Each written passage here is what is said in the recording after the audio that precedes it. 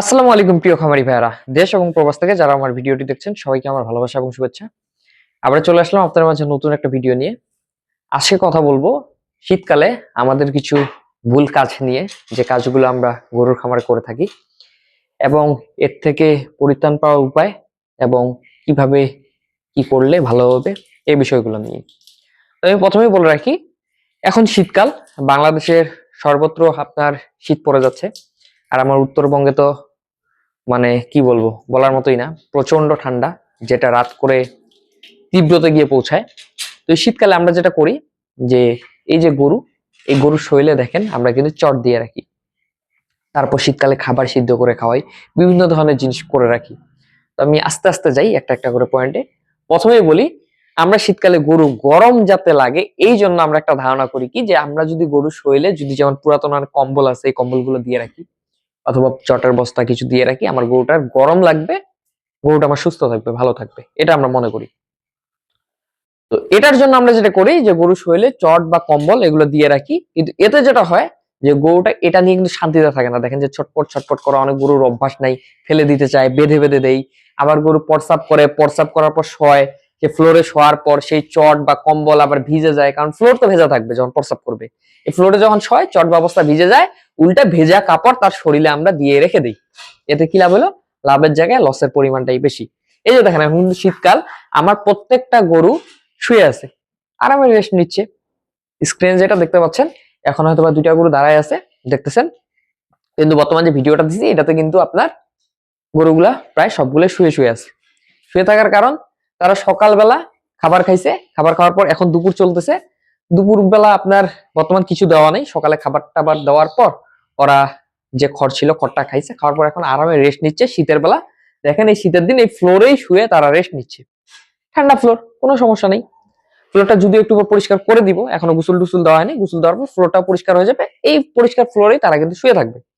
এখন আমি যদি এদের যে চটার বস্তা দিতাম, এরা এই যে শুয়ে আছে, এই শুয়ে থাকার ফলে তারা তো প্রস্রাব করছে ওই জায়গাটায়, প্রস্রাবটা চটে লাগতো, লাগার পর সুন্দরভাবে চটটা ভিজে যাইতো, ভিজে যাওয়ার পর সে ভেজা চট তাদের শরীরে কিন্তু লেগে থাকতো।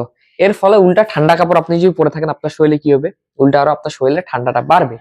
তার উপর অন্যদিকে যেটা হয় যে চটের বস্তা তার পিঠে দিলেন, আপনার শীতকালে আপনি করেন কি, কানে টুপি দেন অথবা মাফলার দেন, শরীরে মোটা মোটা জ্যাকেট দেন, দেওয়ার পর কিন্তু আপনি তারপর বাইরে বের হন বা তারপর আপনার ঠান্ডাটা আপনি কমায় নেন। কিন্তু আপনি গরুর শরীরের এই যে দেখেন পিঠে পিঠে আপনি চট দিচ্ছেন, বুকটা পুরাটা ফাঁকা, বুক দিয়ে আপনার ঠান্ডা ঢুকতেছে, কানে তো গরুর তো টুপি আপনি পরাইতে পারেন নাই, কান দিয়ে ঠান্ডা ঢুকতেছে, গরু যেটা ঠান্ডা পাওয়া সেটা পাচ্ছি।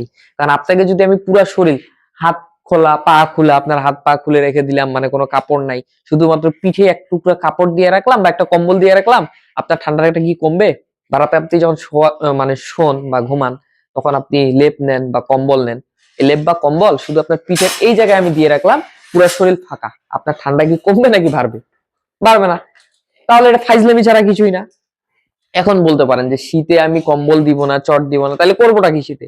শীতে আমরা যেটা করব, আমাদের মূল কাজ হলো ঘরের চারদিক এইভাবে ঢাকায় রাখা, কোনো ফুটা না রাখা। যদিও আমার ছোট ছোট এখনো ঘরে কিছু ফুটা আছে, তারপরও আমি পুরাটা কিন্তু পলিথিন দিয়ে ক্যাপচার করে দেওয়ার চেষ্টা করি, যে পলিথিন দিয়ে ঢাকায় দিই।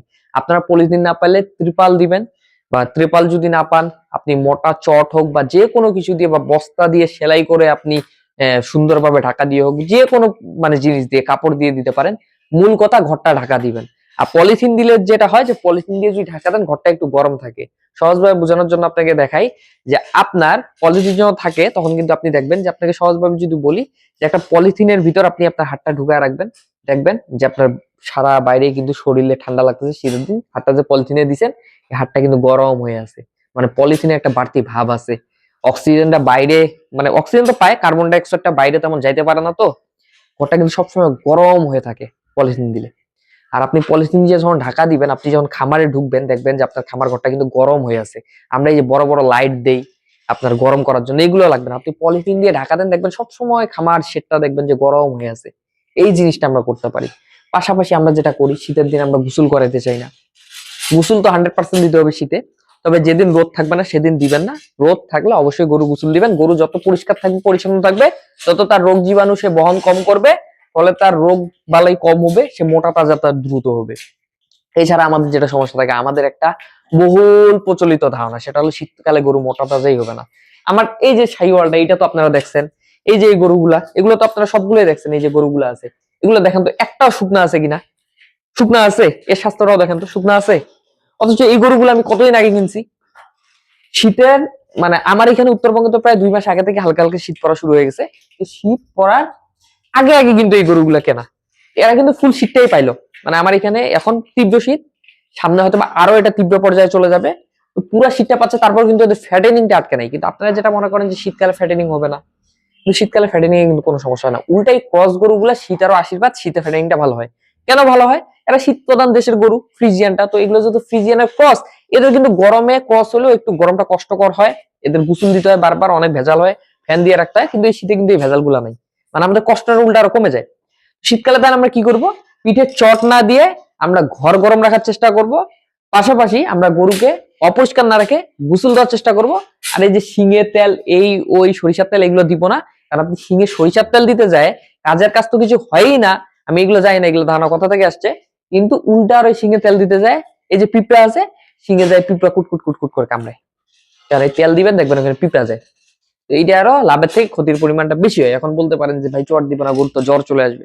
আপনার যদি গরুর জ্বর চলে আসে সেক্ষেত্রে আলাদা, আপনি একটু দেখে দেখে চট দিলেন। আপনার যদি চটটা ভিজিয়ে দেয় প্রসাবে শুয়ে, চটটা হয়তো চেঞ্জ করে দিলেন।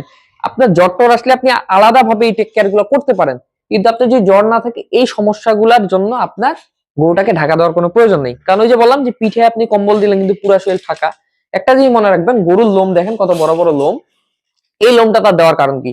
শীতকালে আপনি দেখবেন গরু বা আপনার ছাগল বা এই জাতের যে প্রাণীগুলো আছে, দেখবেন যখন তীব্র শীত হয় এদের লোমটা দাঁড়া দাঁড়া হয়ে যায়। দেখবেন এদের একটু মোটা মোটা দেখায়, দেখবেন যে একেবারে জিম লেগে থাকে আর মোটা হয়ে থাকে। এটার কারণ জানেন? এটার কারণ হলো আল্লাহ এই যে এদের লোমগুলা দিছে, এদের যখন শীত লাগে এগুলো অটোমেটিক দাঁড় হয়ে যায়, মানে এরা দাঁড় করায় দেয়। দাঁড় করায় দেওয়ার ফলে হয় কি, যে লোমটা তখন শুয়ে আছে, যখন দাঁড়া হয়ে যায়, এটা নিজে কম্বলের একটা কাজ করে।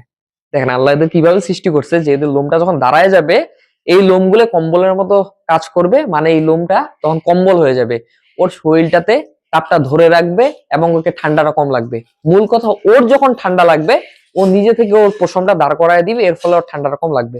যদিও আমার গরু বা আপনারা যারা খামারি, আপনাদের গরুগুলো এরকম হয় না। কারণ এই ধরনের গরুগুলা কাদের হয়?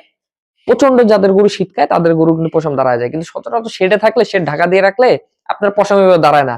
আর যদিও দাঁড়ায়, টেনশনের কিছু নেই। ওই যে বললাম যে যখন ওর ঠান্ডা লাগবে তীব্র, তখন দেখবেন পশম দাঁড় করায় দিবে, অথবা যখন জ্বর আসে ঠান্ডা লাগে প্রচুর, দেখবেন পশম দাঁড় করায় দিবে। এটা কেন দেয়? যে নিজের পশম ও দাঁড় করায় দিয়ে নিজের শরীরটা ও একটু গরমটা ধরে রাখে। তো এটার জন্য আমাদের বাড়তি কিছু করার প্রয়োজন নাই। এছাড়া আমরা যেটা করি, যে শীতের দিন আমরা খাবারগুলো রান্না করে করে করে করে খাওয়াই। যে কাঁচা খাবার কেন দিব, ঠান্ডা লাগবে, এটা আমরা করবো না। আমরা যেটা করবো, শীতের দিন একেবারে পানি যেহেতু ঠান্ডা থাকে, কিছুক্ষণ থাকলে আমরা ঠান্ডা পানিটা দিয়ে গরুকে খাবার দিব না। আমরা যেটা করব, গরুকে সাধারণ পানি একেবারে টিউবওয়েল থেকে চাপ কলের মাধ্যমে আপনি বের করে আনেন বা মোটর দিয়ে আনেন, শীতের দিন আপনার যে পানিটা মানে অনেকক্ষণ ধরে চাপলে দেখবেন একটা গরম পানি বের হয়, এটা দিয়ে খাবার দিতে পারেন। বা তার থেকে একটু বেটার হয়, শীতের দিন আপনি যে হালকা কুসুম কুসুম পানিটা গরম করে আপনি দানাদার খাবারটা দেন, এটা সব থেকে বেটার হয়। কিন্তু সেদ্ধ করার কোনো প্রয়োজন নাই। আপনি হয়তোবা গামলায় করে কিছুটা পানি গরম করে নিলেন, সবগুলোকে অল্প অল্প অল্প অল্প করে দিলেন ঠান্ডা পানির সাথে মিক্স করে, এতে হালকা গরম পানির সাথে খাবারটা পাইলো। খাবারটা ঠান্ডা যাতে না লাগে, মূল কথা। খাবার গরম হওয়ার কোনো প্রয়োজন নেই, কিন্তু খাবারটা যাতে ঠান্ডা না হয়ে যায়, এই জিনিসটা শুধু আমরা লক্ষ্য রাখবো। তাইলে কিন্তু আমাদের গরুটা একটু খেয়ে তৃপ্তি পাবে, খাবারটা ভালোভাবে খাবে। ঠান্ডা হলে আমরা যখন ঠান্ডা, এই সময় ঠান্ডা ভাতটা যে কোনো জিনিস আমাদের খেতে ইচ্ছা হয় না। ঠান্ডা যদি আপনাকে খাবার দেওয়া হয় ভালো লাগবে না। গরমের সময় যেমন আপনাকে মোটামুটি ঠান্ডাটা ভালো লাগে, কিন্তু ঠান্ডার দিন আপনার কিন্তু গরম জিনিসটা আপনাকে ভালো লাগবে। আপনি সবসময় চাইবেন আমি একটু গরম গরম খাবার খাই। তো এরকম গরুকে যদি একটু গরম পানি দিয়ে দেন, খাবারটা খেয়ে সে তৃপ্তি পাবে। আর সে যখন তৃপ্তি করে খাবে, বেশি খাবে, বেশি খেলে কিন্তু ফ্যাটেনিংটা ভালো করে হবে। তাহলে আমাদের কি করতে হবে? আমরা পিঠের চটের দিকে নজর না দিয়ে আমরা ঘর গরম রাখার চেষ্টা করব। ঘর কিভাবে গরম রাখবো? চারপাশে আমরা পলিথিন দিয়ে ঢাকায় দিব, যাতে কোনো বাতাস বাইরে না ঘরে প্রবেশ করে। এই জিনিসটা আমরা সবসময় লক্ষ্য রাখবো। পাশাপাশি ফ্লোর সবসময় পরিষ্কার রাখবো, গরুকে সবসময় পরিষ্কার রাখবো, যাতে তার শরীরে রোগ জীবাণু বহন না করতে পারে। সে সুস্থ থাকে, সে সুস্থ থাকলে দ্রুত ফ্যাটেনিং হবে। তৃতীয়ত কি করব? আমরা এই শিঙে তেল তুল এগুলা না দিয়ে আর ঠান্ডা পানি দিয়ে খাবার না দিয়ে, হালকা পারলে চেষ্টা করবো একটু গরম পানি দিয়ে খাবারটা দেওয়া, তাতে গরুটা ভালো করে খাবে। আর ভালো করে খাইলে কিন্তু গরুটা ভালোভাবে মোটা তাজা হবে। আর যেটা বললাম, আপনি যখন গরুকে যখন ভালোভাবে খাবার দাবার দিবেন, ফ্যাটেনিং কোনো সমস্যা হবে না, যেমনটা আমার হয়নি। গরু খাবে দাবে, রেস্ট নিবে, ঝামেলা ক্লিয়ার। তো আরো অনেক কিছু বলার ছিল, কিন্তু এতগুলো জিনিস বলতে গেলে আসলে অনেক বড় ভিডিও হয়ে যাবে, লং ভিডিও হয়ে যাবে। তারপর আপনাদের কার কার শীত নিয়ে কি কি ভুল ধারণা আছে আমাকে বলতে পারেন, আমি এগুলোর পরবর্তী ভিডিওতে অ্যান্সার করার চেষ্টা করব।